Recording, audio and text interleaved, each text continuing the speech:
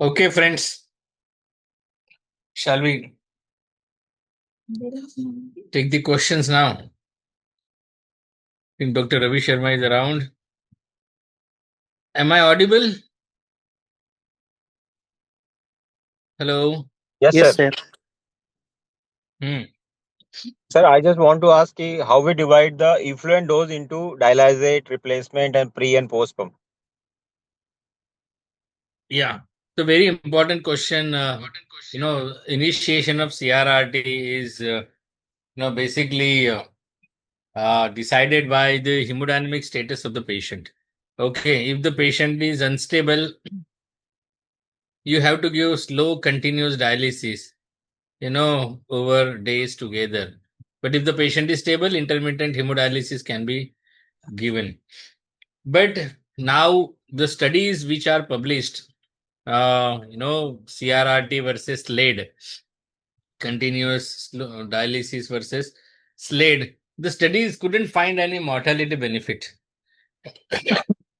But the patients with the CRRT can definitely help you to manage the hemodynamics, especially when the patient is on multiple vasopressors.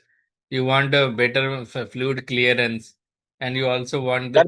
Sorry, sir. My question is how I'll we I'll divide I'll tell effluent. you. I'll tell you Okay, what is okay, your okay, question. okay, okay, I okay, sir. understood your question. Okay, Okay, sir. I'm Okay, going into the details. Okay. okay, okay. So the CRRT basically is going to help you by fluid clearance. You need to know what sort of solid clearance you want.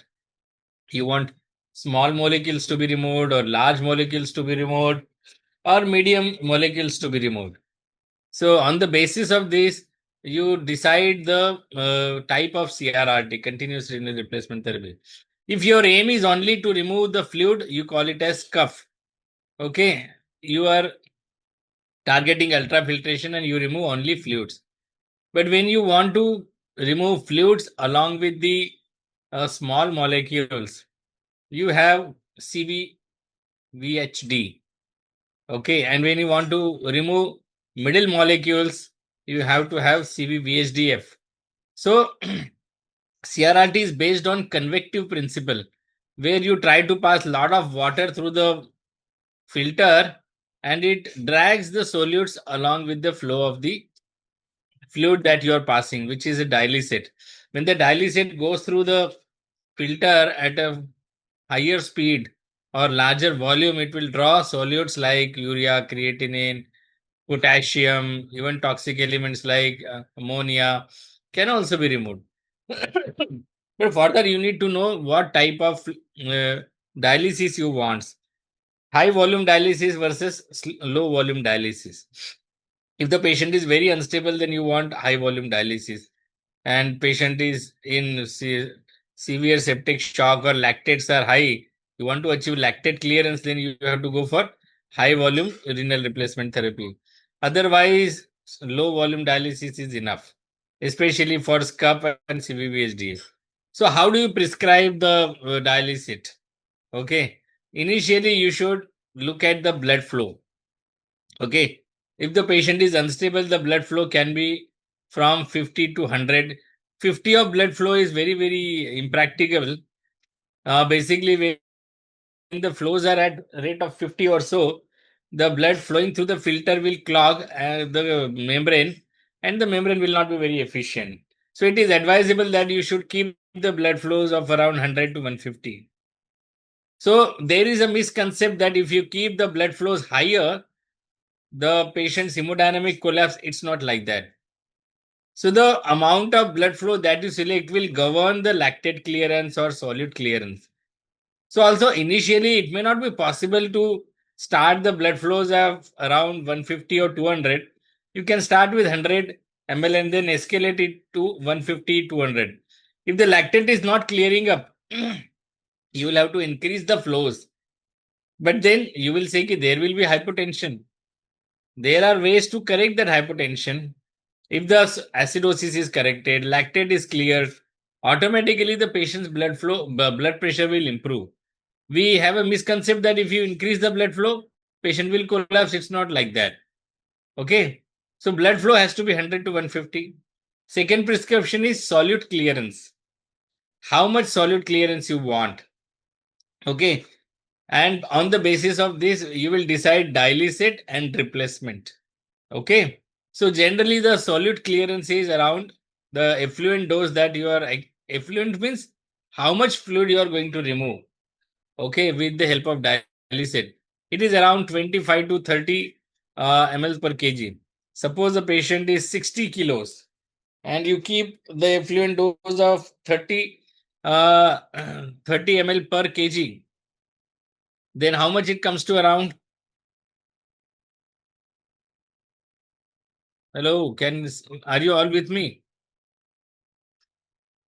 Yes, sir, 1800. Okay, so now 1800. You will divide 1800 into different parts. So generally it is 50% dialysate and 50% replacement. Okay. Out of 1800, you will select 900 as dialysate and 900 should be the replacement. Okay. So there are two more parts in CRRT. Okay. There is one pre-pump, pre-blood flow, pre-pump. The pre-pump, if you keep the pre-pump little high, or the flow through the pre-pump is little higher, so the filter life will be prolonged. So that is calculated in the dialysate. If you have kept 900 in the dialysate, okay, out of that 30% you can keep it in the PBP. In the CRRT machine, you will have this prescription or a button which will help you to adjust the PBP. So the PBP can be 30% of the dialysate. Out of 900, the PBP flow can be 270 to 300 ml PBP. Okay. Okay. So I out think, of 900, 600 should be dialysate and 300 should be PBP. You got it? And then comes replacement. Replacement is around, I Sir, said, sir, sorry, sir. some set. Sir, Ah, is it 30% of replacement or is it 30% of dialysate? so basically, it depends upon what do you want. Okay. So basically, if you want to remove the fluid more, you will have to keep the replacement more. Okay. And if you want to just do correction of acidosis, then you keep the dialysate little higher. Okay. Okay, sir. Yeah. So it depends. So PBP is before replacement. Okay. It is before the filter. So it's a part of a dialysate. Okay. So out of 900, you will have to keep 30% PBP and rest you will have to keep dialysate. So PBP will help you to correct acidosis and will increase the life of the filter. But the solute clearance will not be that much. Okay, if you are passing diluted blood through the filter, the solute clearance will be reduced. No. If you pass the concentrated blood through the filter, the replacement will try to extract more and more fluid, more and more solute from the filter. So that's why whenever you want to clear more and more solutes like lactate or ammonia or a potassium, hyperkalemia or urea, uric acid, you will have to keep replacement little higher. Okay, the job of replacement is to remove solutes and the job of dialysate is to remove correct acidosis. Okay, you got it? The PBP will be helpful in prolonging the life of the dialysate. It can be useful in DIC, shock liver, or if the patient's INR is high, or if the patient is thrombocytopenic, then you will have to use higher PBP. PBP can also be used in higher volumes, especially when the catheter flow is poor. You have kept the blood flow less, means you have kept the blood flow of around 50 to 100, then naturally the blood is going very slowly through the filter. Okay. When the blood is going through the slowly through the filter, there is stagnation and there is likelihood of the filter clotting. So that's why whenever you have kept the blood flow less, then you will have to keep the PBP little higher. If you have kept the flows of around 200 to 300, then you really don't need to increase the PBP. Okay, the blood is going through the filter at a faster rate. Okay, another example where you will keep PBP higher is in patients with trauma, rhabdomyolysis,